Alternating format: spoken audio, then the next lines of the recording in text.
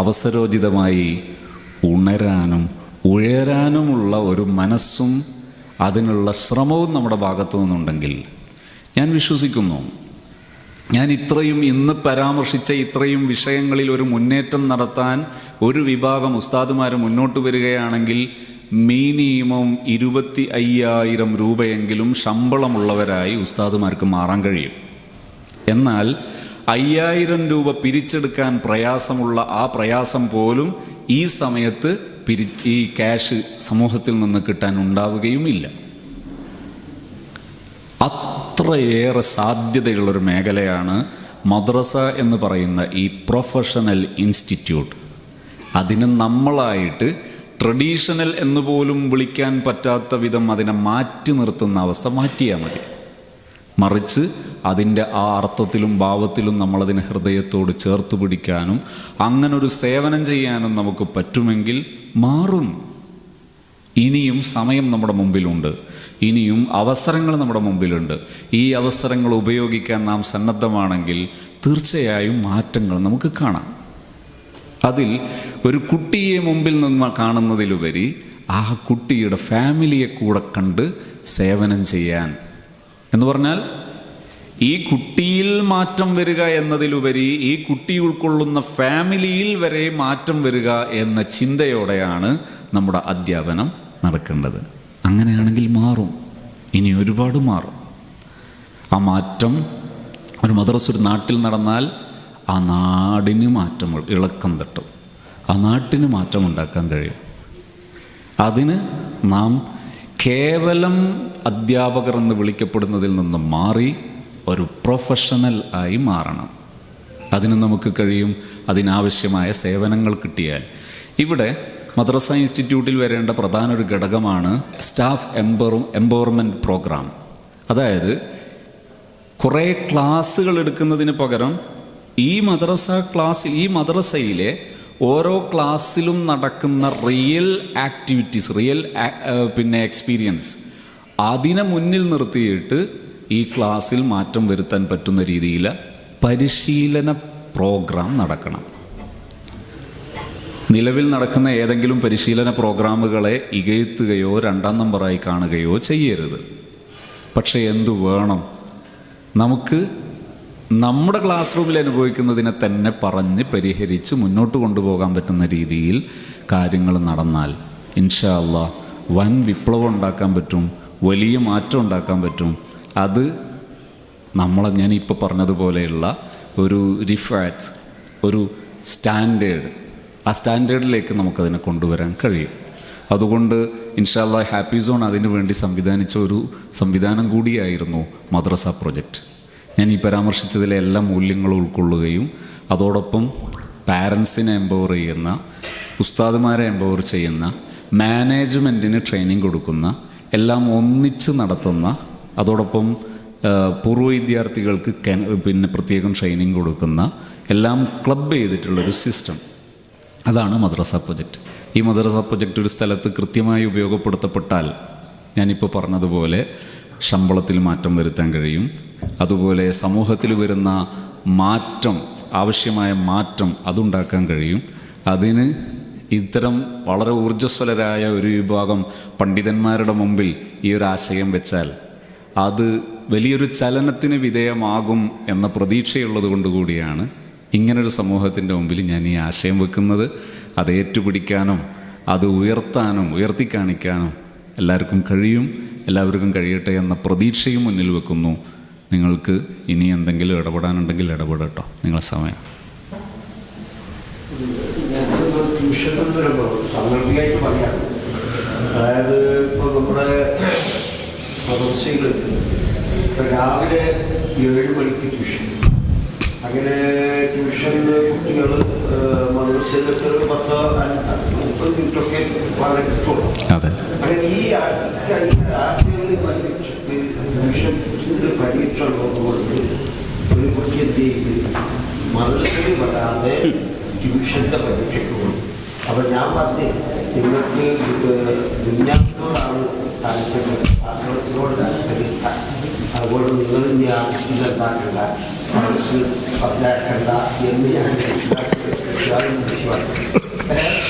അതിപ്പോൾ അത് പുസ്തകങ്ങളുടെ സംസാരത്തിനപ്പോൾ മനസ്സിലായി. ചിലപ്പോൾ അവർക്ക് രാവിലെ വൈകുന്നേരം ആക്കണം.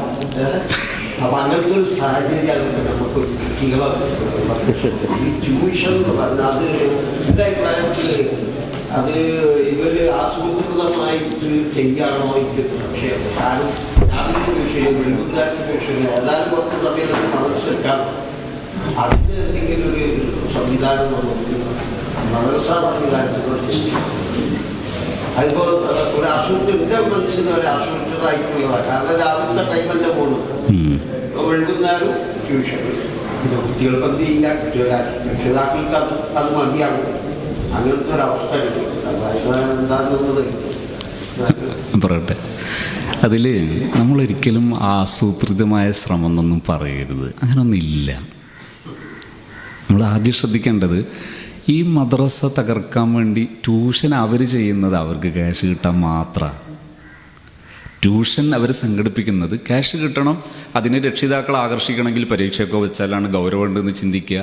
അതാണ് അവർ മനസ്സിലാക്കുന്നത്. അവർക്ക് അത്രേ അറിയുള്ളൂ. അതുകൊണ്ട് അവർ ചെയ്യുന്നതാണ്, നമ്മളെ തകർക്കാനല്ല. നമ്മൾ ചെയ്യാവുന്ന ഏറ്റവും നല്ല രീതി എന്താ? ഈ കുട്ടികൾ നേരിടുന്ന അക്കാദമിക് പ്രതിസന്ധി നമ്മൾ പഠിക്കാം എന്ന് പറയുമ്പോൾ ബേജാറാകണ്ട കേട്ടോ. നിങ്ങൾ എല്ലാ ദിവസവും ഇതിന് സമയമൊന്നും ആവശ്യം വരില്ല.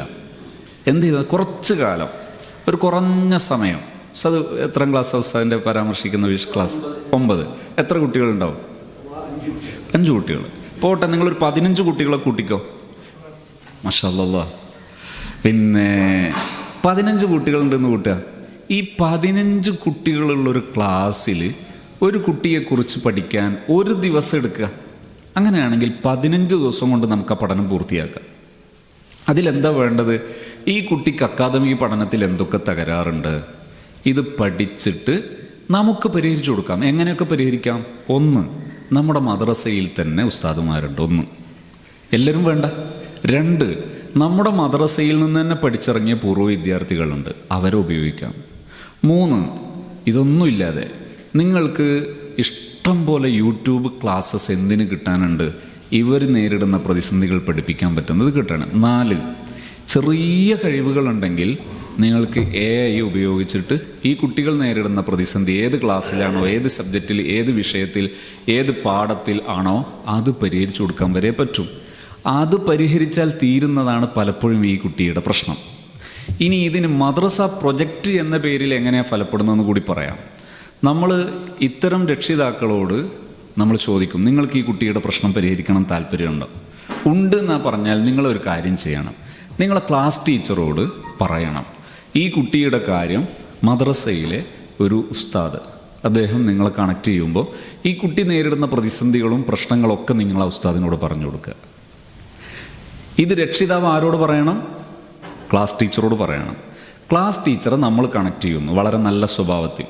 ടീച്ചറെ, ഇന്നലെന്ന കുട്ടിയുടെ രക്ഷിതാവ് എന്നുള്ള നിലക്കാട്ടോ ഞാൻ കണക്ട് ചെയ്യുന്നത്. ആ കുട്ടിയുമായി ബന്ധപ്പെട്ട ഏത് തരം പ്രയാസം ഉണ്ടെങ്കിലും പരിഹരിച്ചാൽ ഞാൻ ഹെൽപ്പ് ചെയ്യാം. പഠനത്തിലോ സ്വഭാവത്തിലോ ഏത് വിഷയത്തിൽ പ്രശ്നം ഉണ്ടെങ്കിലും പറഞ്ഞാൽ ഞാൻ ഹെൽപ്പ് ചെയ്യാം. ഇപ്പോൾ ടീച്ചർക്കും ഭയങ്കര മനസ്സമാധാനമുണ്ട്. എന്താ? ഒരാളോട് പറയാനുണ്ടല്ലോ, ഒരാളോട് പറഞ്ഞാൽ പരിഹരിക്കാനുണ്ടല്ലോ. ആ ടീച്ചർ എല്ലാം നമ്മളോട് പറഞ്ഞു തരും. പറഞ്ഞു തന്നാൽ ഈ കുട്ടിക്ക് റെമഡിയൽ ഇത് കൊടുക്കാൻ ഇപ്പം ചിലപ്പോഴൊക്കെ നമുക്ക് തോന്നും ഭയങ്കര റിസ്ക്കാണ്. റിസ്ക് ഇല്ല കേട്ടോ. വളരെ കുറഞ്ഞ സമയം, ആഴ്ചയിൽ 1 ദിവസമോ അല്ലെങ്കിൽ 2 ദിവസമൊക്കെ മതിയാകും. ആ സമയം ചെറിയൊരു അരമണിക്കൂറൊക്കെ മാറ്റി വെക്കാൻ നമുക്ക് പറ്റിയാൽ ആ രക്ഷിതാക്കൾ നമ്മുടെ കൂടെ ഉണ്ടാകും. എന്ന് മാത്രമല്ല, ഈ കുട്ടികൾക്ക് ഭാരമാകുന്ന കുറേ പണികൾക്ക് പകരം ഭാരമൊക്കെ കുറഞ്ഞു. ആഴ്ചയിൽ 6 ദിവസമോ 7 ദിവസവും ട്യൂഷന് പോകുന്ന ദിവസം 1-2 ദിവസമുള്ള ഹെൽപ്പും ബാക്കി കുട്ടിയൊന്ന് കളിക്കട്ടെ. നമ്മുടെ നാട്ടിൽ മാത്രമേ ഈ വിദ്യാഭ്യാസ സംവിധാനത്തിൽ എന്തുള്ളൂ? ഇത്ര സമയം ആവശ്യമില്ല. നിങ്ങൾ വേണമെങ്കിൽ ഫിൻലാൻഡ് എഡ്യൂക്കേഷൻ എന്നൊക്കെ സെർച്ച് ചെയ്ത് നോക്കൂ. കുട്ടികളുടെ പ്ലേ ടൈം ആവശ്യമുണ്ട്. കളിക്കുന്ന പഠന സമയം വളരെ കുറഞ്ഞതേ പാടുള്ളൂ. അതുപോലെ പഠന രീതി ഇങ്ങനെ ആയിരിക്കണം എന്നൊക്കെ ഉണ്ട്. നമ്മുടെ നാട്ടിൽ പഠനത്തോട് പഠനം, എന്നിട്ട് സമയം മതിയാകുന്നില്ല. പിന്നെ അപ്പുറം ഇപ്പുറം അരമണിക്കൂർ കൂട്ടാനുള്ള ബേജാറില്ല. ഒരു വളരെ ക്വാളിറ്റിയുള്ള സ്റ്റാൻഡേർഡുള്ള സിസ്റ്റം അല്ല. എന്ന് മാത്രമല്ല, ഈ സൂംബയൊക്കെ വന്നത് എങ്ങനെയാണ്? ഇച്ചിരിയൊക്കെ ഈ നല്ല ഒരു ഇതിലുള്ള കൂട്ടരാണെങ്കിൽ അവരെങ്ങനെയാണോ ചെയ്യേണ്ടത്? ഒരു വ്യത്യസ്ത സമൂഹങ്ങൾ ഉൾക്കൊള്ളുന്ന ഒരു സോഷ്യൽ പ്ലാറ്റ്ഫോമിലേക്ക് അത്തരം ഒരു ആക്ടിവിറ്റി കൊണ്ടുവരുമ്പം അറ്റ്ലീസ്റ്റ് ഒരു 20 സ്കൂളിലെങ്കിലും നടപ്പിലാക്കി നോക്കിയിട്ട് അതിൻ്റെ ഇമ്പാക്റ്റൊക്കെ പഠിച്ചതിന് ശേഷമല്ലേ അതൊരു പൊതുവിൽ പറയേണ്ടത്? ഇത് ചായം കുടിച്ചിരിക്കുമ്പോൾ തോന്നുന്നതൊക്കെ സ്റ്റേറ്റ് ലെവലിൽ നിർദ്ദേശം കൊടുക്കുന്നത് സ്റ്റാൻഡേർഡ് അല്ല. ഇത്തരം വകുപ്പുകൾ കൈകാര്യം ചെയ്യുന്നവരുടെ കെടുകാര്യസ്ഥതയാണത്. ഞാൻ പറയുന്നത് നമുക്കത് പരിഹരിക്കാം. എങ്ങനെ? നാം ഈ രീതിയിൽ ഒരു സംവിധാനമാക്കി അതിനെ വളർത്തിയെടുത്താൽ മദ്രസ മൊത്തത്തിൽ ഒന്നിച്ചു നിന്നിട്ടാണ് ചെയ്യുന്നതെങ്കിൽ പണി കുറയും, റിസൾട്ട് കൂടും, മദ്രസയുടെ ബലം അതിശക്തമാകും. ഒരാൾക്കും ഇതിനെതിരെ ചിന്തിക്കാൻ പോലും കഴിയില്ല. ഒരാളും ചിന്തിക്കൂല. ട്യൂഷൻ എന്നത് നമുക്ക് ഭാരാകൂല, ട്യൂഷൻ എന്നത് നമുക്ക് ബലമാകും, മറ്റൊരു ട്യൂഷൻ ആവശ്യം വരില്ല. പക്ഷെ ഒരു കാര്യം കൂടി ശ്രദ്ധിക്കണം തോന്നുന്നു. 7ൻ്റെ മേൽപോട്ട് 8, 9, 10, 11, 12 ക്ലാസ്സുകളിൽ കുട്ടികൾ വരുമ്പോൾ കുട്ടികൾക്ക് റെസ്പെക്റ്റ് ഫീൽ ചെയ്യണം എന്നുള്ളത് പ്രത്യേകം ശ്രദ്ധിക്കണം. കുട്ടികളുടെ ക്ലാസ് എടുക്കേണ്ടത് പോലും എങ്ങനെയായിരിക്കണം? പുസ്തകം തുറന്ന് വായിച്ചർത്ഥം വെക്കുന്ന ശൈലിയാകരുത്. പകരം ഇപ്പോൾ ഒരു പാഠം എടുക്കുന്നുണ്ട്.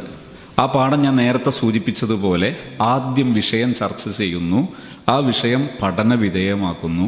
ആ വിഷയത്തിൽ എന്താണ് പിന്നെ ലെസൺ പ്ലാൻ ഇല്ലാതൊരു ക്ലാസ് പോലും എടുക്കരുത്. ലെസൺ പ്ലാൻ കൃത്യമായി ചെയ്തിട്ട് ക്ലാസ് റൂമിൽ വെച്ച് തന്നെ പഠന പ്രക്രിയകൾ ഫുൾ കംപ്ലീറ്റ് ചെയ്യുന്നു.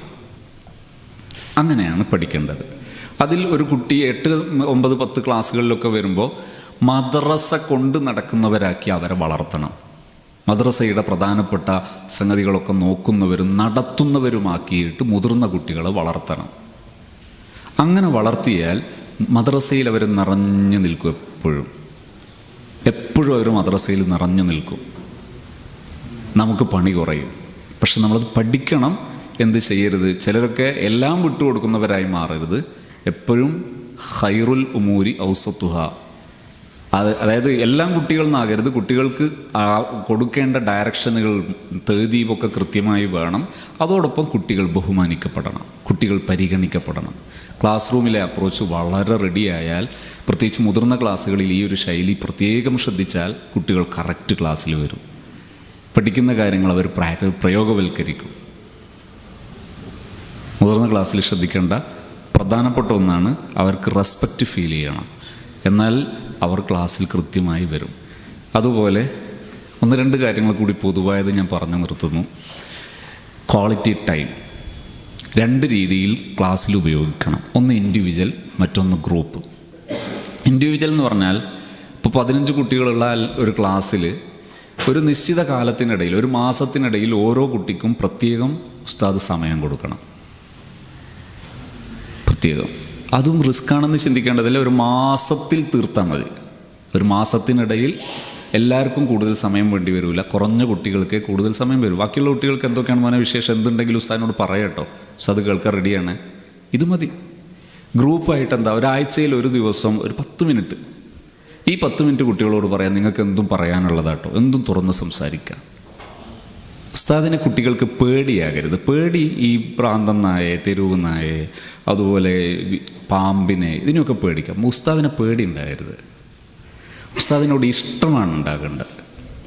ഒരു കുട്ടിക്കൊരു മിസ്റ്റേക്ക് പറ്റിപ്പോയാൽ കുട്ടിക്ക് തോന്നേണ്ടത് ആരോടൊപ്പം പറയാം? ഉസ്താദിനോട് പറയാം എന്ന് തോന്നണം. ഏതുപോലെ റസൂലുള്ളാഹി സ്വല്ലല്ലാഹു അലൈഹി വസല്ലം തങ്ങളുടെ അടുക്കൽ മായിസ് റളിയല്ലാഹു അൻഹു വന്ന സംഭവമല്ലേ? മായിസ് റളിയല്ലാഹു അൻഹു വന്നിട്ട് പറയുന്നു, ത്വഹിർനി യാ റസൂലല്ലാഹ്. നബി സല്ലല്ലാഹു അലൈഹി വസല്ലം തങ്ങൾ വന്നിട്ട് പറയുന്നു, വഖഅതു, ഞാൻ ജിമാഅ് ചെയ്തു പോയി, ഞാൻ സിന ചെയ്തു പോയി. നബി തങ്ങൾ അടുത്ത് വന്നിട്ട് ആ സ്വഹാബി അത് പറയുമ്പോൾ എന്താണ് ആ മാനദണ്ഡം? സ്വഹാബത്തിൻ്റെ നബി തങ്ങളോടുള്ള ശൈലി എന്താ? അവരുടെ ഏത് വിഷയവും നബി തങ്ങൾ എടുത്ത് ചെന്ന് പറയാം, തെറ്റായാലും ശരിയായാലും. ഇത് ആയിരിക്കണം ഒരു ഉസ്താദ് ശിഷ്യൻ അപ്രോച്ച്. എന്തും വന്ന് പറയാം. പറഞ്ഞാൽ ശിക്ഷിക്കുക എന്നതിലുപരി തിരുത്തലാണ് ആവശ്യം. തിരുത്തുക എന്നത് കൂടെ നിന്നിട്ടുള്ള സഹായമായിരിക്കണം, അല്ലാതെ പരിഹാസമോ നോവിക്കലോ ആകേണ്ടതില്ല. അങ്ങനെ ഒരു അപ്രോച്ച് ഉണ്ടായാൽ കുട്ടികളെന്നും ഉസ്താദിനോട് ചേർന്ന് നിൽക്കും. നമ്മൾ സുരക്ഷിതരാണ്. കുട്ടികൾ ഒരിക്കലും ഒരു ഉസ്താദിൻ്റെ മുമ്പിൽ ഒന്നും മറച്ചു വെക്കില്ല. അപ്പോൾ ക്വാളിറ്റി ടൈം 2 ടൈപ്പിൽ, ഇൻഡിവിജ്വൽ അഥവാ വ്യക്തിപരം, ഗ്രൂപ്പ്, സോഷ്യൽ ഗ്രൂപ്പായിട്ട് ഒന്നിച്ചായിട്ട്. പിന്നെ ഒന്ന് ഫഅലുൽ മഹ്മൂദ എന്ന് ഞാൻ പറഞ്ഞ കാര്യം, അത് ഉസ്താദുമാർ എത്രമാത്രം പ്രാക്ടീസ് ചെയ്യുന്നോ അത്രയും ഉസ്താദുമാർ സേഫാണ്. എടുക്കുന്ന പണി, ഞാനതിന് പറയാറുള്ളത്, ഒരു പണി നമ്മൾ ഈ ഫഅലുൽ മഹ്മൂദ ഉള്ള ഒരു ഉസ്താദ് ചെയ്യുന്നത് 80 അതിൻ്റെ റിസൾട്ടെങ്കിൽ അതില്ലാത്തൊരു ഉസ്താദ് ചെയ്യുന്നതിൻ്റെ റിസൾട്ട് 20. 4-1 ചുരുങ്ങും. അപ്പം നമ്മൾ പണിക്ക് കൂടുതൽ ഫലമുണ്ടാകാൻ നല്ലതാണ് ഫഅലുൽ മഹ്മൂദ. 3, നമ്മുടെ മദ്രസ സംവിധാനങ്ങളിലൊക്കെ റിവാർഡ് സിസ്റ്റം കൊണ്ടുവരും, അത് സ്റ്റാർ സിസ്റ്റം കൊണ്ടുവരും. പ്രധാന കാര്യങ്ങൾക്കൊക്കെ സ്റ്റാർ സിസ്റ്റം യൂസ് ചെയ്യുക. സ്റ്റാർ സിസ്റ്റം യൂസ് ചെയ്യുന്ന സമയത്ത് ഷുറൂത്തുകൾ പാലിക്കുക, അഥവാ തക്കല്ലുഫ് ഉപേക്ഷിക്കുക, തവസ്സു ഉപയോഗിക്കുക. പിന്നെ IDR ഉപയോഗിക്കുക. IDR എന്ന് പറയുന്നത് മൾട്ടിപ്പിൾ ഫേസ്ഡ് ആയിട്ടുള്ള ടൂളാണ്. അതായത് ഒന്നിലധികം ലക്ഷ്യങ്ങളിൽ സാധിപ്പിച്ചെടുക്കാൻ പറ്റുന്ന ഫലമുണ്ടാകുന്ന ടൂളാണ് IDR, ഇൻഡിവിജ്വൽ ഡീറ്റെയിൽ റിപ്പോർട്ട്. അത് എല്ലാ മേഖലയിലും മാറ്റം ഉണ്ടാക്കാൻ പറ്റും. വൻ വിപ്ലവമാണത്. ഈ രീതിയിൽ കുട്ടികളോട് സമീപിച്ചാൽ, ഫിൻലാൻഡ് എഡ്യൂക്കേഷൻ്റെയൊക്കെ മെയിൻ തിങ്സായി ഹൈലൈറ്റ് ആയിട്ട് പറയാനുള്ള ഒന്നാണ് trust based learning. Trust based learning എന്ന് പറഞ്ഞാൽ ഒരു കുട്ടിക്ക് ഏറ്റവും വിശ്വാസമുള്ളത് ആരെയാ? തൻ്റെ ഉസ്താദിനെ. ഏറ്റവും വിശ്വാസമുള്ളത് ആരെയാണെന്ന് ചോദിച്ചാൽ ഉസ്താദിനെ. മറ്റൊന്ന് സ്റ്റഡി ടൈപ്പ് ഏതാണ്? പഠനം എന്ന് പറയുന്നത് ആസ്വദിച്ച് മാത്രമേ കുട്ടി ചെയ്യാവൂ. കുട്ടി ആസ്വദിച്ച് മാത്രമേ പഠിക്കാവൂ. അങ്ങനെയാണെങ്കിൽ പഠനം എളുപ്പമായി നടക്കും. എവിടെയെങ്കിലും പ്രയാസമുണ്ടെങ്കിൽ അത് ആ കെട്ട് അത് നീർത്തു കൊടുക്കേണ്ടത് ഉസ്താദാണ്. അത് കുട്ടിയുടെ തലയിലിടരുത്. ഒരു ഫിലോസഫി കൂടി അവിടെ മനസ്സിലാക്കാം. അതായത് പലരും ചോദിക്കുന്നൊരു ചോദ്യമാണ്, ഭയങ്കര മടിയായി, എങ്ങനെ മടി ഒഴിവാക്കാനുള്ള മാർഗം? ഞാൻ ഇനി പറയുന്ന ഒരു 3 സെൻറ്റൻസ് എഴുതി വെച്ചാൽ നിങ്ങൾക്ക് എപ്പോഴും കുട്ടികളുടെ ഇത്തരം പ്രയാസങ്ങളെ ഫലിപ്പിച്ചെടുക്കാൻ പറ്റും, മാറ്റിയെടുക്കാൻ പറ്റും. 1, ലോകത്ത് ഒരു കുട്ടിക്കും മടി എന്ന് പറയുന്ന പ്രശ്നം ഇല്ല. 1ാമത്തെ സെൻറ്റൻസ്, ലോകത്ത് ഒരു കുട്ടിക്കും മടി എന്ന് പറയുന്ന പ്രശ്നം ഇല്ല. 2ാമത്തെ സെൻറ്റൻസ്, മടി അല്ല പ്രശ്നം, യഥാർത്ഥത്തിൽ ഉള്ള മറ്റൊരു പ്രശ്നത്തിൻ്റെ ലക്ഷണമാണ് മടി. യഥാർത്ഥത്തിൽ ഉള്ള മറ്റൊരു പ്രശ്നത്തിൻ്റെ ലക്ഷണമാണ് മടി. 3ാമത്തെ സെൻറ്റൻസ്, ലക്ഷണത്തെയല്ല തിരുത്തേണ്ടത്, യഥാർത്ഥ പ്രശ്നത്തെയാണ്. ഇത് എഴുതി വെച്ചാൽ നമുക്ക് എളുപ്പം നമ്മൾ കാണുന്ന മടികളെയൊക്കെ പരിഹരിക്കാൻ പറ്റും. 1, ലോകത്തൊരു കുട്ടിക്കും മടി എന്ന പ്രശ്നമില്ല. മടി എന്നത് മറ്റൊരു പ്രശ്നത്തിൻ്റെ ലക്ഷണം മാത്രമാണ്. ലക്ഷണമല്ല തിരുത്തേണ്ടത്, പ്രശ്നത്തെയാണ്. ഒരു ദിവസം ഞാനിതിങ്ങനെ പറയുമ്പോൾ ഒരു രക്ഷിതാവ് ഒരു 9ാം ക്ലാസ്സുകാരി കുട്ടിയെയും കൊണ്ട് എൻ്റെ അടുത്ത് വന്നു.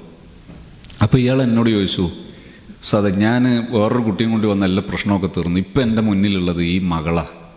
ഈ മകളെ ഞാൻ പലപ്പോഴും തല്ലി, ചിലപ്പോഴൊക്കെ കുടുംബ സദസ്സുകളിൽ വെച്ച് പബ്ലിക്കിലൊക്കെ തല്ലിയിട്ടുണ്ട്. അങ്ങനെ ഒരുപാട് തല്ലി, ഒരു മാറ്റം വരണ്ടേ, എന്താ ചെയ്യുക? ഞാൻ ചോദിച്ചു, എന്താ പ്രശ്നം? മടി തന്നെ. എന്തിന്? എല്ലാറ്റിനും മടി. അപ്പം ഞാൻ ഇയാളോട് ചോദിച്ചു, എല്ലാറ്റിനും എന്ന് പറഞ്ഞാൽ അതിലൊരു സംഗതി ഉണ്ടാവില്ല, അതെന്താ? അപ്പം ഇങ്ങനെ പറഞ്ഞ് അവസാനം എന്തായി? വായിക്കാൻ മടി എന്നിടത്ത് അവസാനിച്ചു. അതുകൂടി മനസ്സിലാക്കണം. ഒരു കുട്ടിക്ക് ഒരു പ്രശ്നമുണ്ടായാൽ നമ്മൾ എന്താ ചെയ്യുക? ജനറലൈസ് ചെയ്യും. ഒരു കുട്ടിക്ക് ഒരു പ്രശ്നം ഉണ്ടായാൽ നമ്മളെന്ത് ചെയ്യും? ജനറലൈസ് ചെയ്യും. ഇതിൻ്റെ ഭാഗമാണ് ഈ കുട്ടിയെക്കുറിച്ച് ഞാൻ ചോദിച്ചു, എല്ലാറ്റിനും മടി. എല്ലാറ്റിനും മടി. ഞാൻ ചോദിച്ചു, എല്ലാറ്റിനും എന്ന് പറഞ്ഞ ഒന്ന് സംഗതി കാണിക്കും. അപ്പോൾ അയാളിങ്ങനെ ഓരോന്നും പറഞ്ഞു, എല്ലാം പൊട്ടി. അവസാനം ഒന്ന് മാത്രം ബാക്കിയായി. അങ്ങനെയാണ് എപ്പോഴും. ഒരു ദിവസം ഞാനിങ്ങനെ ഇരിക്കുമ്പോൾ ഒരു രക്ഷിതാവ് പറഞ്ഞു, സദം വാശി മാറാൻ എന്താ ചെയ്യേണ്ടത്? ഞാൻ ചോദിച്ചു, എന്താ കേസ്? വാശി തന്നെ. എന്തിനൊക്കെയാണ് വാശി? എൻ്റെ 9ാം ക്ലാസ് പഠിക്കുന്ന മോന് വാശി. എന്തിനൊക്കെയാണ്? എല്ലാറ്റിനും വാശി. ഞാൻ ചോദിച്ചു, എല്ലാറ്റിനും എന്ന് പറഞ്ഞാൽ ഏതെങ്കിലും ഒന്ന് പറ. അപ്പോൾ അയാൾ പറഞ്ഞു, ഞാൻ ഇന്നലെ ഇതൊരു വലിയ സ്കൂളിൻ്റെ ഒരു പ്രോഗ്രാം നടക്കുകയാണ്, അതിൽ വെച്ചിട്ടാണ് ഈ ചോദ്യം. പിന്നെ ഇന്നലെ ഗൾഫിൽ നിന്ന് വന്നതാണ്. ഗൾഫിൽ നിന്ന് വന്നിട്ട് ഞാൻ അവന് വേണ്ടി ഒരു ചെരുപ്പ് കൊണ്ടുവന്നു. ചെരുപ്പ് ഏതാണ്? കുറച്ച് ഹൈറ്റുള്ള, പിന്നെ പഴയ കാലത്തൊക്കെ ഗൾഫിൽ നിന്ന് വന്നിട്ട് കൊണ്ടുവരുന്ന അത്ര നല്ല വിലയുള്ളൊരു ചെരുപ്പാണ്. അത് കൊണ്ടുവന്നപ്പോൾ അവൻ പറഞ്ഞു എനിക്കത് വേണ്ട. എന്നിട്ട് അവൻ്റെ പഴയ തന്നെ ചവിട്ടി പോന്നു. അപ്പം ഞാൻ ഇയാളോട് ചോദിച്ചു, ഇപ്പം ആർക്കാ വാശി? അവനൊരു ചെരുപ്പുണ്ട്, അവന് ഇഷ്ടമില്ലാത്തൊരു മോഡൽ നിങ്ങളെടുത്തു, എന്നിട്ട് നിങ്ങൾ പറയുന്നു അത് ഇടണം. അത് കുട്ടി എനിക്ക് ഇഷ്ടമില്ല എന്ന് പറയുമ്പോൾ നിങ്ങൾ അതിന് വാശി പിടിക്കുന്നു. എന്നിട്ട് നിങ്ങൾ പറയുന്നു കുട്ടിക്ക് വാശി. ആർക്കാ വാശി? ശരിയല്ലേ, വാശി എനിക്കാണെന്നുള്ളത് അറിയുന്നില്ല. ഈ രക്ഷിതാവിനോട് ഞാൻ ചോദിക്കുന്നു എന്തിനാണ് പ്രശ്നം വായിക്കാൻ. അപ്പം ഞാൻ ചോദിച്ചു, ഞാൻ ഈ പ്രശ്നം ഇത് പറഞ്ഞു, മടി ഒരു കുട്ടിക്കും പ്രശ്നമായിട്ടില്ല, മറ്റൊരു പ്രശ്നം ഉണ്ടാവും, അതിൻ്റെ ലക്ഷണമാണ് മടി. അപ്പോൾ ഇയാൾക്ക് എന്നോട് വെറുപ്പ് പിടിക്കാം. ഞാൻ പറഞ്ഞു വാ, ഞങ്ങൾ രണ്ടാളും ഇതുപോലെ എൻ്റെ ഹാപ്പി സോണിലെ ട്രെയിനേഴ്സിൻ്റെ ഈ ട്രെയിനിങ് നടക്കുന്ന ഹാളുണ്ട്, അവിടെ ഇരുന്നു. ഞാൻ എൻ്റെ പ്രൊജക്റ്റ് ഓൺ ചെയ്തു, ലാപ്ടോപ്പിൽ മലയാളത്തിലൊരു കഥ എടുത്തു. ആ കഥ എടുത്തിട്ട് സ്ക്രീനിലിട്ടു. സ്ക്രീനിൽ വലുതായിട്ട് കാണാം. ഞാൻ ഇയാളോട് പറഞ്ഞു, ഞങ്ങൾ മൂന്നാളും ഇരിക്കുന്നു, ഒരേ സ്ക്രീനിലേക്ക് തിരിഞ്ഞിട്ട് മൂന്നാളും ഇരിക്കുന്നു. ഞാൻ ഇയാളോട് പറഞ്ഞു നിങ്ങൾ ആ കഥ ഒന്ന് വായിച്ചാട്ടെ. അയാൾ വായിച്ചു. ഒരു മീനിൻ്റെ കഥയാണ്. അപ്പോൾ അയാൾ വായിച്ചതിന് ശേഷം ഞാൻ ആ കുട്ടിയോട് പറഞ്ഞു നിനക്ക് വായിക്കാമോ മോളെ? കുട്ടി വായിക്കാൻ ശ്രമിക്കുന്നു, പറ്റുന്നില്ല. ഞാൻ പറഞ്ഞു മോളൊന്നും കൂടി നന്നായിട്ടൊന്ന് ശ്രദ്ധിച്ചിട്ട് അടുത്തോട്ട് നിന്നിട്ടൊന്ന് വായിച്ചിട്ട് നന്നാടി മുന്നോട്ട് നിന്നിട്ട്. അപ്പോൾ ആ കുട്ടി നടന്ന് മുന്നോട്ട് പോയി. ഏകദേശം അടുത്തെത്തിയപ്പോൾ കുട്ടി വായിച്ചു, ഫുള്ളായിട്ട് വായിച്ചു. ഞാൻ പറഞ്ഞു, ഒരു ചെറിയ സ്ലിപ്പ് എഴുതിയിട്ട് പറഞ്ഞു, നിങ്ങൾ നാളെ തന്നെ കോഴിക്കോട് കണ്ണിൻ്റെ ഒരു സ്പെഷ്യലായ ഒരു ഹോസ്പിറ്റലിൽ നിങ്ങൾ അവിടെ പോയിട്ട് കാണിക്കും കുട്ടിയെ. എന്നിട്ട് നിങ്ങൾ വാ, എന്നിട്ട് നമുക്ക് അടുത്ത പാർട്ട് നോക്കാം. ഒരാഴ്ച കഴിഞ്ഞപ്പോൾ അദ്ദേഹം വന്നു. അപ്പോൾ കുട്ടിയുടെ മുഖത്ത് വലിയൊരു കണ്ണടണ്ട്. രക്ഷിതാവ് പറഞ്ഞു ഇപ്പോൾ പ്രശ്നമില്ല, ഉഷാറായിട്ട് വായിക്കും നോക്കണ്ട്. ഞാൻ അയാളോട് ചോദിച്ചു നിങ്ങൾ ഈ തല്ലിയതൊക്കെ എങ്ങനെ തിരിച്ചെടുക്കും? നിങ്ങൾ തല്ലിയ സമയത്ത് ഈ കുട്ടിക്ക് എത്രമാത്രം മാനസികമായും ശാരീരികമായും അവഹേളനവും നോവും ഏറ്റിട്ടുണ്ട്, നിങ്ങളിതെപ്പോൾ തിരിച്ചെടുക്കും? അയാൾ കണ്ണിന്നിങ്ങനെ കീശയിലേക്കും കുപ്പായത്തിലേക്കും കണ്ണുതിരിങ്ങനെ ചിറങ്ങാൻ തുടങ്ങി. ലോകത്ത് ഒരു കുട്ടിക്കും മടി എന്ന പ്രശ്നം ഇല്ല. മറ്റേതോ ഒരു പ്രശ്നത്തിൻ്റെ ലക്ഷണമാണ് മടി. ലക്ഷണത്തെയല്ല ചികിത്സിക്കേണ്ടത്, ആ പ്രശ്നത്തെയാണ്. ഈ മാനുഷിക മൂല്യമുള്ളവരാണ് ലക്ഷണങ്ങളെ രക്ഷിതാക്കളെ പറയുമ്പോൾ ചില രക്ഷിതാക്കളെ നമുക്ക് ബോധ്യപ്പെടുന്നതും നമ്മൾ ചോദിക്കുമ്പോൾ നമുക്ക് ബോധ്യപ്പെടുന്നതും മൊബൈലാണ്. അത് ലഭിക്കാത്തതിലുള്ള വാശിയും അതൊക്കെയാണ് കുട്ടികളിൽ നിന്ന് നമുക്ക് മനസ്സിലാകുന്ന ലാസ്റ്റ് ഘട്ടത്തിൽ. അത് നമുക്ക് പിന്നെ ചില രക്ഷിതാക്കളെ നമ്മോട് പറയാറുണ്ട് അർത്ഥത്തിൽ നമ്മൾ അവരിൽ നിന്ന് മൊബൈല് ഒഴിവാക്കാനുള്ള നമുക്ക് എന്താ ചെയ്യാൻ കഴിയും ഉസ്താദന്മാരെന്നുള്ള നിലയ്ക്ക് നമുക്കിപ്പോൾ പരിയിൽ പോയിട്ടൊന്നും ചെയ്യാൻ കഴിയും. ഒരു കുട്ടികൾ ഏത് പ്രായമായിരിക്കും? കുട്ടികളെ 7ാം ക്ലാസ്.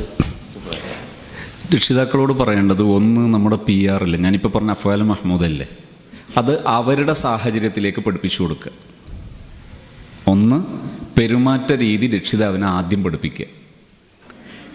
അതായത് ഒരു ദിവസം നേരം വെളുത്തിട്ട് ഇപ്പോൾ 10 മണിയല്ലേ, 9 എത്ര മണി നിർത്താനായോ? മാഷാ അല്ലാ, സമയമായോ? നിർത്താം.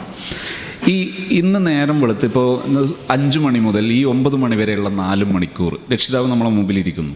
ഈ 4 മണിക്കൂറിനിടയിൽ നിങ്ങൾ എത്ര തവണ കുട്ടിയോട് പുഞ്ചിരിച്ചിട്ടുണ്ട്? ഇന്ന് രാവിലെ നിങ്ങൾ കണ്ട സമയത്ത് കുട്ടിയോടും ഫേസ് ചെയ്ത് പുഞ്ചിരിക്കുകയോ ഒരു സലാം പറയുകയോ അല്ലെങ്കിൽ ഒരു സന്തോഷമുള്ളൊരു വാക്ക് പറയുകയോ ചെയ്തിട്ടുണ്ട്?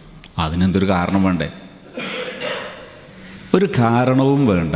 ഒരു രക്ഷിതാവ് തൻ്റെ കുട്ടിയോട് പുഞ്ചിരിക്കാനോ സന്തോഷത്തോടെ മുഖത്തേക്ക് നോക്കാനോ കുട്ടിയെ രക്ഷിതാവിനെ ആദ്യം പഠിപ്പിക്കുക.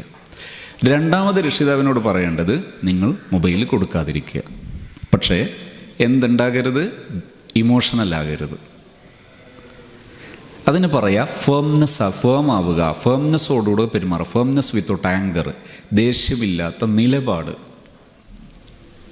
ദേഷ്യം ചേരരുത്. ഫോർ എക്സാമ്പിൾ, ഇപ്പോൾ ഒന്ന് മൊബൈൽ തരുമോ, പോടുന്ന്, എനിക്ക് വേറെ പഠിക്കാനൊന്നുമില്ലേ എന്ന് ചോദിക്കുന്നതിന് പകരം അപ്പോൾ പറയുന്നു മോളെ അല്ലെങ്കിൽ മോനെ ഫോൺ തരൂല. അപ്പോൾ രണ്ടാമത് ഒന്നുകൂടി തേൻ ചേർത്ത് പറയും, അല്ല ഉപ്പ, നല്ല ഉപ്പയല്ലേ, അപ്പോഴും ഉപ്പ വഴങ്ങരുത്.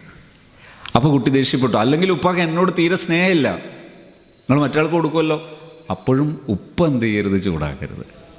പോകാനല്ല എന്നോട് പറഞ്ഞത് എന്നാകരുത്. രണ്ടാമതായി കഴിയുമ്പോഴേക്ക് ഉപ്പ അപ്പോഴും എവിടെ തന്നെ നിൽക്കണം? ഫേംനെസ് വിത്തൗട്ട് ആങ്കർ, വലബില്ലാത്ത നിലപാട്. അതിൽ ഉപ്പ ഉറച്ചു നിൽക്കുന്നു. അപ്പോൾ കുട്ടി ചായ കുടിക്കാൻ വരുന്നില്ല. ചായ കുടിക്കാൻ വരാതെ ഇരിക്കുമ്പോഴേക്കും നമ്മൾ റൂള് മാറരുത്. അതായത് ദേഷ്യം പിടിച്ച് വിളിക്കുക, അല്ലെങ്കിൽ കളിയാക്കുക, ഇതൊന്നും വരരുത്. വരുന്നില്ലേ, വരണ്ട, എന്ത് ചെയ്യരുത്. അതൊരു നമ്മുടെ ഭാഗത്തു നിന്ന് ഇമോഷണൽ ഒന്നും ഉണ്ടാകരുത്. ഇങ്ങനെ 3 ദിവസം തികയുന്നതിൻ്റെ മുമ്പ് കുട്ടിയുടെ വാശി മാറും. ഇതിന് പറയുന്ന പേരാണ് ഫേംനെസ് വിത്തൗട്ട് ആങ്കർ.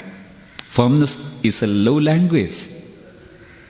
ഈ നിലപാട് എന്ന് പറയുന്നത് ഒരു സ്നേഹഭാഷയാണ്. പല രക്ഷിതാക്കൾക്കും അറിഞ്ഞുകൂടാത്ത ഒരു ഭീമാബദ്ധം കൂടിയാണ് ഇത്. കുട്ടിക്ക് വഴങ്ങിക്കൊടുക്കുക എന്നുള്ളത് ഒരു അബദ്ധമാണ്. വഴങ്ങുകയല്ല വേണ്ടത്, നിലപാടുകളിൽ ഉറച്ചു നിൽക്കണം. പക്ഷേ ഇമോഷൻ ആകരുത്. ഇമോഷണലായാൽ ഒരു മീനിങ് ഉണ്ടാവില്ല. ഇത് രക്ഷിതാവിനെ പഠിപ്പിച്ചു കൊടുത്താൽ എത്ര വലിയ വാശിയാണെങ്കിലും അത് മാറും. കുറഞ്ഞ സമയം കൊണ്ട് മാറും. 3 ദിവസമൊക്കെ സിവിയർ ആയിട്ടുള്ള കേസിന് ആവശ്യമുള്ളൂ. പക്ഷെ ശ്രദ്ധിക്കണം, വിത്തൗട്ട് ആങ്കർ. ഒരു ദേഷ്യവും വരരുത്. നിലപാട് ക്ലിയർ ക്രിസ്റ്റലായിരിക്കണം. അങ്ങനെയാണെങ്കിൽ ഫലം ഉണ്ടാകും. ഇപ്പം ചുരുക്കി പറഞ്ഞാൽ ജീവിതം എളുപ്പമാണ് നമ്മുടേത്. നമ്മുടെ അധ്യാപനവും നമ്മുടെ സേവനമൊക്കെ അള്ളാഹു വളരെ എളുപ്പത്തിൽ വെച്ച ഒരു സ്ട്രക്ചറാണ്, ഒരു വസനാണത്. അത് ഫോളോ ചെയ്താൽ ദഅവത്തും എളുപ്പമുള്ളതാണ്. ഇന്നക ലാ തഹ്ദീ മൻ അഹ്ബബ്ത. നമ്മൾ എന്ത് ചെയ്യേണ്ടതില്ല, തക്കല്ലുഫിലേക്ക് പോകേണ്ടതില്ല എന്നാണ് ഈ വാക്കിൻ്റെ അർത്ഥം. നിങ്ങൾ എന്ത് ചെയ്യേണ്ടതില്ല, തക്കല്ലുഫ്. ലഅല്ലക ബാഖിയുൻ നഫ്സക അലാ ആസാരിഹിം. നിങ്ങൾ ഈ തക്കല്ലുഫിൻ്റെ റൂട്ടിൽ പോകണ്ട. വളരെ നോർമലായിട്ട് പോയാൽ മതി. എന്നാൽ ഈസിയാണ്, യൂസറാണ് നമ്മുടെ ദഅവത്ത്.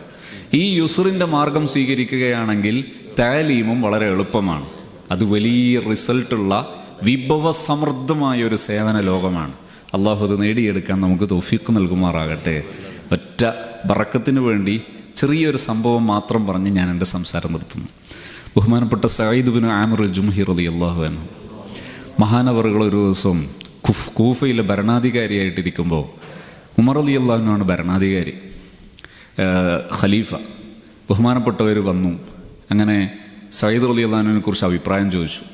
എല്ലാവരും നല്ല അഭിപ്രായമൊക്കെ പറഞ്ഞ കൂട്ടത്തിൽ വളരെ ചെറിയ 1-2 എതിരഭിപ്രായങ്ങൾ പറഞ്ഞു. കൂട്ടത്തിൽ ഒന്ന്, സഈദിന് ചില സമയമൊക്കെ എന്തോ ഒരു ശ്രദ്ധക്കുറവുള്ളൊരു സമയമുണ്ട്, ഏതോ ഒരു സമയം. ആ സമയത്ത് ഞങ്ങളൊന്നും പരിസരത്തുള്ളത് ഓർമ്മ ഉണ്ടാവില്ല, ഞങ്ങൾ അടുത്തുള്ളതൊന്നും ഓർമ്മ ഉണ്ടാവില്ല, അയാളൊരു ഓഫിലായിരിക്കും. ഇത് പരാതി പറഞ്ഞപ്പോൾ ഉമർ റളിയല്ലാഹു അൻഹു ചോദ്യം ചെയ്തു, എന്താണ് സംഭവം? സഈദ് റളിയല്ലാഹു അൻഹു പറഞ്ഞു, എനിക്കത് പറയാൻ ഇഷ്ടമല്ല, പക്ഷെ നിങ്ങൾ ചോദിച്ച സ്ഥിതിക്ക് പറയാം. ഞാൻ മക്കയിലിരിക്കും മുശ്രിക്കീങ്ങളുടെ കൂട്ടത്തിൽ ഒരാളായിരിക്കുന്ന സമയം, അന്ന് നിങ്ങളൊക്കെ മോമിനീങ്ങളുടെ കൂട്ടത്തിൽ മദീനയിലുള്ള സമയം, അന്നൊരിക്കൽ ഖുബൈബ് റളിയല്ലാഹു അൻഹുവിനെ പിടിക്കപ്പെടുകയും കൊല്ലപ്പെടുകയും ചെയ്യുന്ന ദിവസം. എല്ലാവരുടെ കൂട്ടത്തിലും ഒരാളായി ഞാനും ഉണ്ടായിരുന്നു. ഖുബൈബ് റളിയല്ലാഹു അൻഹു കഴുമരത്തിൻ്റെ ചുവട്ടിൽ കൊണ്ടുവന്ന് നിർത്തിയിട്ട് ഖുബൈബ് റളിയല്ലാഹു അൻഹുവിനോട് ചോദിക്കുന്നു, ഖുബൈബേ, നിന്നെ വെറുതെ വിടാം, പക്ഷെ നീ ഒരു കാര്യം പറഞ്ഞാൽ മതി, ഈ സ്ഥാനത്ത് മുഹമ്മദ് ആണെങ്കിൽ എനിക്ക് പ്രശ്നമില്ല എന്ന് പറഞ്ഞാൽ മതി, നിന്നെ വെറുതെ വിടാം. അതുവരെ ശാന്തനായിരുന്ന ഖുബൈബ് റളിയല്ലാഹു അൻഹു ആകെ വിറച്ചു, മുഖമൊക്കെ ചുവന്നു. ആ ചുണ്ടുകളിലും വിറയാർന്ന സ്വരങ്ങളിൽ ഖുബൈബ് റളിയല്ലാഹു അൻഹു പറഞ്ഞു, ലൗ അന്ന ശൗക്കത്തൻ തശൂക്കുഹു. ഒരു മുള്ള് അത് നബി തങ്ങളുടെ ശരീരത്തിൽ തറയ്ക്കുന്നൊരു സമയം ഖുബൈബ് വീട്ടിലിരിക്കുന്നതൊന്ന് മനസ്സിൽ കാണണമെന്ന് പറഞ്ഞാൽ അത് നടക്കൂല മക്കളെ എന്നായിരുന്നു ഖുബൈബിൻ്റെ പ്രതികരണം. ഖുബൈബിനെ അവർ കഴുമരത്തിലേക്ക് വലിച്ചു കെട്ടി, കുന്തങ്ങൾ ശരീരത്തിലെറിഞ്ഞ് ഓരോ ഭാഗവും ഇങ്ങനെ പൊട്ടി ചിതറുകയാണ്. അങ്ങനെ ചിതറുമ്പോൾ പോലും ഖുബൈബിന് യാതൊരു ചാഞ്ചാട്ടവും ഇല്ല. ഖുബൈബ് റളിയല്ലാഹു അൻഹു കഴുമരത്തിൻ്റെ ചുവട്ടിൽ വെച്ച് അവസാനം നിസ്കരിച്ച 2 റക്അത്ത് നിസ്കാരം പോലും വളരെ ശാന്തസുന്ദരമായിരുന്നു. ഞാൻ ആ ഖുബൈബിൻ്റെ വാക്കുകളും ആ മനോഭാവവും കണ്ടപ്പോൾ എല്ലാവരുടെ കൂട്ടത്തിലൊരാളായി ഞാൻ വീട്ടിലേക്കൊക്കെ പോയി. പക്ഷെ പലപ്പോഴും ഞാനിങ്ങനെ ഒറ്റയ്ക്കിരിക്കുമ്പോൾ എൻ്റെ മുമ്പിൽ ഖുബൈബ് ഉള്ളതുപോലെ എനിക്കിങ്ങനെ തോന്നും. എൻ്റെ മുമ്പിൽ നിന്ന് ഇപ്പോഴും ഖുബൈബ് നിസ്കരിക്കുന്നു എന്നെനിക്ക് തോന്നും. പലപ്പോഴും ഉറങ്ങിയാൽ ഖുബൈബിൻ്റെ ചിന്തകൾ പേമാരി കണക്കെ എൻ്റെ മനസ്സിൽ പെയ്തിറങ്ങും. എൻ്റെ മനസ്സിലൊരു ചോദ്യമുയർന്നു, ഒരു മനുഷ്യന് ഇത്രമേൽ സമൃദ്ധമായ ഒരു വിശ്വാസം ഉൾക്കൊള്ളാൻ കഴിയുമോ? എങ്കിൽ അതല്ലേ വലുത്, അതെനിക്കും വേണ്ടേ? എനിക്ക് മക്കത്ത് നിൽക്കാൻ കഴിയാത്തൊരു സാഹചര്യം വന്നു. ഞാൻ മദീനയിലേക്ക് വന്നു. മദീനയിൽ വന്നു ഞാൻ നബിതങ്ങളുടെ ഇഷ്ടമിത്രമായി മാറി. സുദീഖ് റളിയല്ലാഹുവിൻ്റെ കാലത്തെ പ്രധാന ഒരു ഉപദേശകൻ ഞാനായിരുന്നു. ഇപ്പം നിങ്ങളെ കാലത്തും ഞാൻ സ്വീകാര്യനാണ്. ഈ കൂഫയിലെ ലക്ഷക്കണക്കിന് മുഅ്മിനീങ്ങളുടെ ഈമാനിൻ്റെ ഒരു പ്രധാന തോയനായി നിൽക്കുമ്പോൾ ഞാനിങ്ങനെ ആലോചിക്കുകയാണ്, ആ ഹുബൈബിൻ്റെ 2 റക്അത്താണ്, ആ ഹുബൈബിൻ്റെ നിമിഷങ്ങളാണ് ഇങ്ങനൊരു സഈദിനെ സൃഷ്ടിച്ചുണ്ടാക്കിയത്. ഈ സഈദിൻ്റെ ഈ ഒരു നല്ല നിമിഷങ്ങൾ ഓർമ്മ വരുമ്പോൾ ആകാശം പൊട്ടിപ്പോയെങ്കിലെന്ന് എനിക്ക് തോന്നിപ്പോകും, ഭൂമി പിളർന്നു പോയെങ്കിലെന്ന് എനിക്ക് തോന്നിപ്പോകും. പക്ഷേ ആ ഹുബൈബിനെ ഓർക്കുന്ന നിമിഷം ഞാനെല്ലാം ഒന്നും അറിയില്ല, എൻ്റെ പരിസരം ഒന്നും അറിയാത്തൊരവസ്ഥ വരും. ഞാൻ പറഞ്ഞത് ആ ബോധ്യമാണ്, ആ ഒരു മൈൻഡാണ് ഏറ്റവും കൂടുതൽ പകരുന്നത്. നമ്മളൊക്കെ ഉൾക്കൊള്ളുന്ന ദഅവത്തിൻ്റെ യഥാർത്ഥ മൂല്യം ഞാൻ പലപ്പോഴും ആലോചിക്കാറുണ്ട്. എനിക്കിങ്ങനെ ഒരു സദസ്സിൽ എഴുന്നേറ്റ് നിൽക്കാൻ കഴിയാനുള്ള കാരണം, ഞാൻ എൻ്റെ നല്ല കാലം മുതൽ കണ്ടു വളർന്ന എൻ്റെ പ്രിയപ്പെട്ട ഗുരുനാഥൻ പേരോട് ഉസ്താദിൻ്റെ നല്ല നാളുകൾ, അതുപോലെ നമ്മുടെ നല്ല നാളുകളിൽ നമ്മൾ ഏറ്റവും കൂടുതൽ കണ്ട സുൽത്താനുൽ ഉലമ, ആ മഹാന്മാരുടെ ഓരോ നിമിഷങ്ങളും നമ്മുടെ മനസ്സിൽ കോറിയിടുന്ന അതിമാസ്മരികമായ ഒരു ഉപദേശമുണ്ട്. ആ ഉപദേശമാണ് ഒരുപക്ഷെ നമ്മുടെ ഒരു വിങ്ങിനെ ഇത്രമേർ സജീവമാക്കി ഉയർത്തി നിർത്തുന്നത്. ഇത് നമ്മുടെ താഴെത്തട്ടിലേക്ക് കൊടുക്കാൻ നമുക്ക് ബാധ്യതയുണ്ട്, നമുക്കിതിന് കഴിയും. ആകെ വേണ്ടത് ഈ ചെറിയ ചില ആക്ടിവിറ്റീസുകൾ മനസ്സ് നിറഞ്ഞു കൊണ്ട് നടക്കാൻ നമുക്ക് പറ്റുക എന്നതാണ്. നമ്മൾ ഈ ആക്ടിവിറ്റീസ് കൊണ്ട് നടക്കുമ്പോഴും എൻ്റെ മുമ്പിലിരിക്കുന്ന ഒരു കുഞ്ഞിന് നോവരുത്, ഒരു കുഞ്ഞിൻ്റെ ഹിദായത്തിന് എൻ്റെ പരുഷപ്പെരുമാറ്റം കാരണമാകരുത്. ഒരു കുട്ടിയെപ്പോലും ഈ ഹിദായത്തിൻ്റെ ലൈനിൽ നിന്ന് നീ പുറത്തേക്ക് പോയെന്ന് പറയാൻ നമ്മുടെ നാവിന് ശേഷിയുണ്ടാകരുത്. ഒരു കുട്ടി പോലും ദീനീ ദഅവത്തിൻ്റെ വഴിയിൽ നിന്ന് നമ്മൾ കാരണം പുറത്തേക്ക് പോകരുത്. അതിന് ഇഖ്ലാസ് എന്ന് പറയരുത്, അതിന് നമ്മുടെ ഊർജ്ജമെന്ന് നമ്മുടെ ആർജവമെന്നൊന്നും പറയരുത്.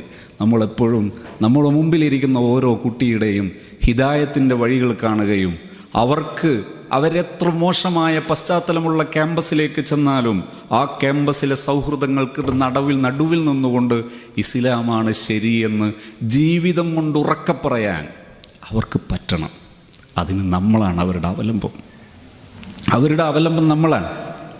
അതിന് നമ്മൾ വേണ്ടത് ഒന്ന് ചിരിക്കുന്ന മുഖമായി മുത്തുനബി തങ്ങളെ ഇത്തിബാഅ ചെയ്യലാണ് സല്ലല്ലാഹു അലൈഹി വസല്ലം. 8 കൊല്ലം എനിക്കറിയൂ ആഹാരവും നൽകി വളർത്തിയിട്ട് ഒരു തവണ പോലും എന്നോട് എടാ എന്നോ പോടാ എന്നോ എൻ്റെ ഉസ്താദ് പറഞ്ഞിട്ടില്ല. ഒരു തവണ പോലും എന്നെ ആക്ഷേപിക്കുന്ന അസഭ്യത്തിൻ്റെ ഒരു ലഫ്ള് പോലും എന്നോട് എൻ്റെ ഗുരുനാഥൻ പറഞ്ഞിട്ടില്ല. അതാണ് എൻ്റെ ഊർജം. ഈ ഊർജം തന്നെയാണ് നമ്മൾ താഴെത്തട്ടിലേക്ക് പകരേണ്ടത്. അത് പകർന്നു കൊടുക്കാൻ നമുക്ക് പറ്റിയാൽ തീർച്ചയായും നമ്മുടെ ശേഷം വരുന്ന ഒരു ലൈനിലും നമുക്ക് ഈ മൂല്യങ്ങളൊക്കെ പകർന്നെടുക്കാൻ കഴിയും. അള്ളാഹു നമുക്കതിന് തൗഫീഖ് നൽകുമാറാകട്ടെ.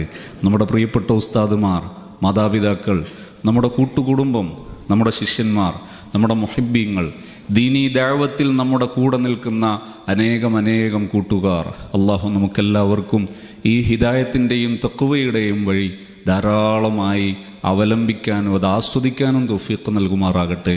അൽഹംദുലില്ലാഹി റബ്ബിൽ ആലമീൻ. അല്ലാഹുമ്മ സ്വല്ലി വസല്ലിം വബാരിക് അലാ സയ്യിദിന മുഹമ്മദ് വഅലാ ആലി സയ്യിദിന വമൗലാന മുഹമ്മദ്. അർഹമുർ റഹീമീനായ റബ്ബേ, ഈ മഹാന്മാരായ നല്ല ദായികളായ പണ്ഡിതന്മാർ ഈ നല്ല നിമിഷം ഞങ്ങളിൽ നിന്ന് കബൂലാക്കണേ റഹ്മാന്. ഞങ്ങളെ എല്ലാ മഅസിയത്തുകളും നീ ഞങ്ങൾക്ക് പൊറുക്കണേ റഹ്മാന്. ഞങ്ങൾ ഈ പറയപ്പെട്ട മാതാപിതാക്കളും ഉസ്താദുമാരും കൂട്ടുകുടുംബവും ഞങ്ങളെ ശിഷ്യന്മാരും ഞങ്ങളെ ദീനീ ദഅവത്തിൽ ഞങ്ങളെ കൂടെ ചേർന്ന് നിൽക്കുന്ന മുഅ്മിനീങ്ങളും എല്ലാവർക്കും നീ തുണയാകണേ റഹ്മാനെ. ആഫിയത്ത് നൽകണേ അല്ലാ, സന്തോഷം നൽകണേ റഹ്മാനെ, ഈമാനും തഖ്വയും നൽകണേ അല്ലാ. ഞങ്ങളുടെ ജീവിതത്തിലെ എല്ലാ ആവശ്യങ്ങളിലും നീ ഞങ്ങളെ സഹായിക്കണേ റഹ്മാനെ. വീട്, വിവാഹം, പഠനം, ജോലി, മക്കൾ, എല്ലാ വിഷയത്തിലും സഹായിക്കണേ റഹ്മാനെ. ഒന്നിൽ പോലും ഞങ്ങളെ ഭാരമുള്ളവരാക്കരുതേ അല്ലാ, സഹിക്കാൻ കഴിയാത്തവരാക്കരുതേ റഹ്മാനെ. ഞങ്ങൾക്കെല്ലാവർക്കും നല്ല ജീവിതം തന്ന അവസാനം തിരിച്ചു വിളിക്കുമ്പോൾ എല്ലാം തന്ന രക്ഷിതാവായ നിന്നെ കാണണമെന്ന ആശയോടെ മരിക്കാൻ തൗഫീഖ് നൽകണേ റഹ്മാന്. റബ്ബേ, ഞങ്ങളെ പ്രിയപ്പെട്ടവർ, മാതാപിതാക്കൾ, ഗുരുനാഥന്മാർ, ഞങ്ങൾക്കെല്ലാം തന്ന് ഞങ്ങൾ വളർത്തിയ പലരും ഇന്ന് ഖബറിലുണ്ട്. എല്ലാവർക്കും നീ ഇതിൻ്റെ തത്തുല്യ പ്രതിഫലം എത്തിക്കണേ റഹ്മാനെ. ഞങ്ങളെയെല്ലാം ആഖിറത്തിൽ നിൻ്റെ സ്വർഗ്ഗലോകത്ത് ഒരുമിപ്പിക്കണേ റഹ്മാനെ. ഹബീബായ മുത്തുനബി സല്ലല്ലാഹു അലൈഹി വസല്ലം തങ്ങളുടെ ജിവാറിൽ 2 ലോകത്തും മഖ്ബൂലായി ധാരാളം തവണ ഒത്തൊരുമിക്കാനുള്ള ഭാഗ്യം തരണേ റഹ്മാനെ. റബ്ബനാ തഖബ്ബൽ മിന്നാ ഇന്നക അൻതസ് സമീഉൽ അലീം വതുബ് അലൈനാ ഇന്നക അൻതത് തവ്വാബുർ റഹീം. ആമീൻ ബിറഹ്മതിക യാ അർഹമർ റഹീമീൻ. സല്ലല്ലാഹു വസല്ലം അലാ സയ്യിദിനാ മുഹമ്മദ് വ ആലിഹി വസ്വഹ്ബിഹി അജ്മഈൻ വൽഹംദുലില്ലാഹി റബ്ബിൽ ആലമീൻ. നേരത്തെ ഞാൻ സൂചിപ്പിച്ച training programme life enrichment training എന്നാണ് അതിൻ്റെ പേര്. അത് പ്രധാനമായും ഞാനിപ്പോൾ സൂചിപ്പിച്ചതുപോലെയുള്ള പണ്ഡിതന്മാരെയാണ് നമ്മളതിൽ ലക്ഷ്യം വെക്കുന്നത്. പക്ഷേ ആർക്കും വരാം. അത് ഇപ്പോൾ കോഴിക്കോട് എല്ലാ ഞായറാഴ്ചയും 2 മണി മുതൽ 5 മണി വരെ നടക്കുന്നുണ്ട്. 4 മാസം ആഴ്ചയിൽ 1 വീതം 16 ക്ലാസ്സാണ്. ആ ക്ലാസ്സിൽ ക്ലാസ് എടുക്കലല്ല, മറിച്ച് നമ്മളെ റിയൽ ലൈഫ് മാറ്റേഴ്സ് പറയുക, അത് പരിഹരിക്കുക, എന്നിട്ട് അത് അനുഭവിക്കുക. അത് സ്കില്ലുകൾ ഡെവലപ്പ് ചെയ്തിട്ട് മാനേജിങ്, ടീച്ചിങ്, ഫാമിലിയിൽ പാരൻറ്റിങ് തുടങ്ങിയ സ്കില്ലുകൾ ഡെവലപ്പ് ചെയ്യാനും ട്രെയിനേഴ്സിനുള്ള സ്കില്ല് അച്ചീവ് ചെയ്യാനുള്ളതാണ്. കോഴിക്കോട് ഞായറാഴ്ച, മലപ്പുറം ചൊവ്വാഴ്ച, തിരൂര് തിങ്കളാഴ്ച, വണ്ടൂരിൽ ബുധനാഴ്ച, ഈ ദിവസങ്ങളിൽ ഇത് നടക്കുന്നുണ്ട്. കോഴിക്കോട് ഉച്ചയ്ക്ക് 2 മണി മുതൽ 5 മണി വരെ ഞായറാഴ്ച. തിരൂരിലും മലപ്പുറത്തും വണ്ടൂരിലും വൈകുന്നേരം തുടങ്ങി രാത്രിയാണ്. തിരൂര് തിങ്കൾ, ചൊവ്വ മലപ്പുറം, ബുധൻ വണ്ടൂർ, ഇങ്ങനെയാണ് ഇപ്പോൾ നടക്കുന്നത്. ആർക്കെങ്കിലുമൊക്കെ ആവശ്യക്കാർക്ക് ഉപയോഗപ്പെടുത്തുകയൊക്കെ ചെയ്യാം. അത് ഒരു സർവീസായിട്ട് ചെയ്യുന്നതാണ്. ഇൻഷാ അല്ലാഹ് എല്ലാവരുടെയും ദുആ ഉണ്ടാകണം. എന്തെങ്കിലും തെറ്റുകളോ മറ്റോ ഉണ്ടെങ്കിൽ നിങ്ങൾക്ക്